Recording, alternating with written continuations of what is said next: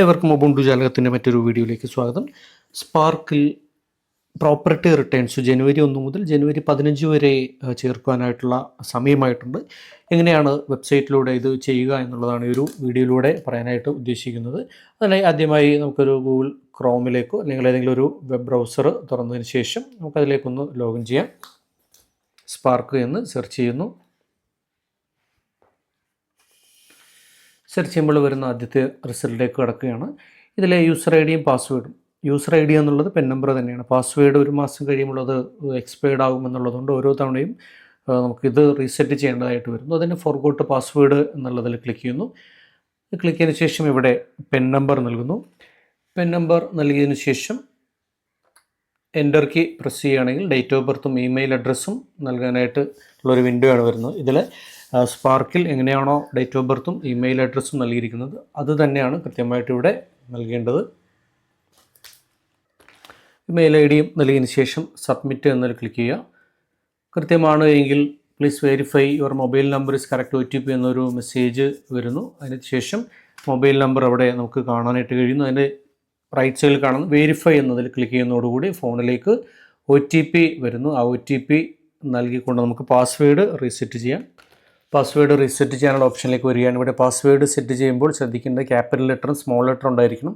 അതുപോലെ തന്നെ നമ്പറുകൾ തുടർച്ചയായിട്ടുള്ള നമ്പറുകൾ ഇപ്പോൾ 1 2 3 3 4 5 അങ്ങനെ തുടർച്ചയായിട്ടുള്ള നമ്പറുകൾ വരാനായിട്ട് പാടില്ല. അതുപോലെ തൊട്ട് മുമ്പ് ഉപയോഗിച്ചിട്ടുള്ള പാസ്വേഡ് തന്നെ വീണ്ടും റീസെറ്റ് ചെയ്യാനായിട്ട് പാടില്ല. അവസാനം തൊട്ട് മുമ്പ് ഉപയോഗിച്ചാൽ അതിന് മുൻപുള്ള പാസ്വേഡ് ഉപയോഗിക്കാനായിട്ട് പാടില്ല. പുതിയൊരു പാസ്വേഡ് തന്നെ ആയിരിക്കണം. പിന്നെ അതുപോലെ പേര്, pen number, date of birth, month ഇതൊന്നും പാസ്വേഡായിട്ട് ഇവിടെ കൊടുത്തിട്ടുണ്ടെങ്കിൽ സെറ്റാവില്ല. അപ്പോൾ ഇതൊന്നും അല്ലാത്ത തരത്തിലുള്ള ഒരു പാസ്വേഡ് വേണം നമുക്ക് എഴുതിയെടുത്തതിന് ശേഷം ഇതിലേക്കൊന്ന് എൻ്റർ ചെയ്യാനായിട്ട്. അങ്ങനെ പാസ്വേഡ് റീസെറ്റ് ചെയ്തതിന് ശേഷം പുതുതായിട്ട് നിർമ്മിച്ചിട്ടുള്ള പാസ്വേഡും യൂസർ ഐ ഡി ആയിട്ടുള്ള പെൻ നമ്പർ ഉപയോഗിച്ചുകൊണ്ട് നമുക്ക് ഇതിലേക്കൊന്ന് സൈൻ ചെയ്യാം. ലോഗിൻ ചെയ്യുന്ന സമയത്ത് ഒന്ന് വെരിഫൈ ചെയ്യാനായിട്ടുള്ള ഒരു മെസ്സേജാണ് വരുന്നത്. അപ്പോൾ അത്തരത്തിലൊരു മെസ്സേജ് വരികയാണെങ്കിൽ നമുക്കവിടെ കണ്ടിന്യൂ എന്ന് നൽകിക്കൊണ്ട് പുതിയ മെയിൽ ഐ ഡിയും അതുപോലെ ആധാർ നമ്പറും നൽകി നമുക്കൊന്ന് വെരിഫൈ ചെയ്യേണ്ടതായിട്ടുണ്ട്.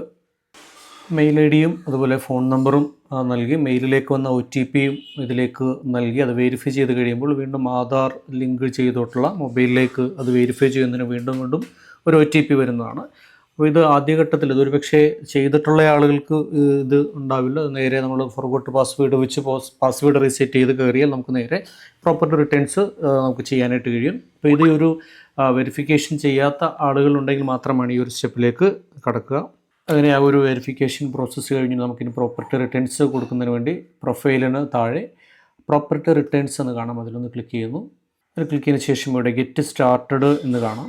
ഇവിടെ നമുക്ക് 4 സ്റ്റെപ്പുകളാണുള്ളത്. ഒന്ന് പാർട്ട് 1 ഡീറ്റെയിൽസിലാണ്, രണ്ടാമത്തതിലാണ് അതിൽ സ്വത്ത് ഏതെങ്കിലും വാങ്ങിച്ചിട്ടുണ്ടെങ്കിൽ അല്ലെങ്കിൽ മൂവബിൾ റിമൂവബിൾ പ്രോപ്പർട്ടി ആണെങ്കിൽ മാത്രമാണ് നമുക്ക് രണ്ടാമത്തെ സ്റ്റെപ്പിലേക്കും 3ാമത്തെ സ്റ്റെപ്പിലേക്കും പോകുന്നത്. ആദ്യത്തെ സ്റ്റെപ്പിൽ പ്രത്യേകിച്ച് ഒന്നും തന്നെ വാങ്ങിച്ചിട്ടില്ല എങ്കിൽ നമുക്ക് നോ കൊടുത്തു കഴിഞ്ഞാൽ വളരെ വേഗത്തിൽ ഇത് സബ്മിറ്റഡ് ആവും. ഗെറ്റ് സ്റ്റാർട്ടഡ് എന്നതിൽ ക്ലിക്ക് ചെയ്യുന്നു. ഇവിടെ നമുക്ക് പ്രത്യേകിച്ച് എൻ്റർ ചെയ്യേണ്ടി വരുന്നത് എക്സ്പാൻഷൻ ഓഫ് ഇനിഷ്യൽ എന്നുള്ളതാണ്. അത് കമ്പൽസറി അല്ല, അതുണ്ടെങ്കിൽ നമുക്കത് ചെയ്യാം. അതുപോലെ അപ്പോയിൻറ്റിംഗ് അതോറിറ്റി, ഇപ്പോൾ സ്കൂളിൻ്റെതാണെങ്കിൽ ഡെപ്യൂട്ടി ഡയറക്ടർ DDE ആണ്. അപ്പോൾ ആ ഡെപ്യൂട്ടി ഡയറക്ടർ ഓഫ് എഡ്യൂക്കേഷൻ എന്നുള്ളത് നൽകി നമ്മൾ ഈ ഒരു പ്രോപ്പർട്ടി സ്റ്റേറ്റ്മെൻറ്റ് മൂവബിളോ റിമൂവബിൾ ഒന്നും തന്നെ വാങ്ങിക്കാത്തത് കൊണ്ടാണ്, പ്രീവിയസ് ഇയറിലും ഈ വർഷം വാങ്ങിച്ചിട്ടില്ല, അതുകൊണ്ട് നോ എന്ന് കൊടുക്കാം. ഇനി അത് വാങ്ങിച്ചിട്ടുണ്ട് എങ്കിൽ എസ് എന്ന് കൊടുത്തു കഴിഞ്ഞാൽ ഈ മൂവബിളിൻ്റെയും ഡീറ്റെയിൽസ്, അതിൻ്റെ ഇയർ, അതിൻ്റെ സർവേ നമ്പർ, അതിൻ്റെ വാല്യൂ തുടങ്ങിയ കാര്യങ്ങളെല്ലാം തന്നെ നൽകിയാൽ നമുക്ക് അതിൻ്റെ റിട്ടേൺസ് പ്രിവ്യൂ കൊണ്ടുകൊണ്ട് സബ്മിറ്റ് ചെയ്യാം.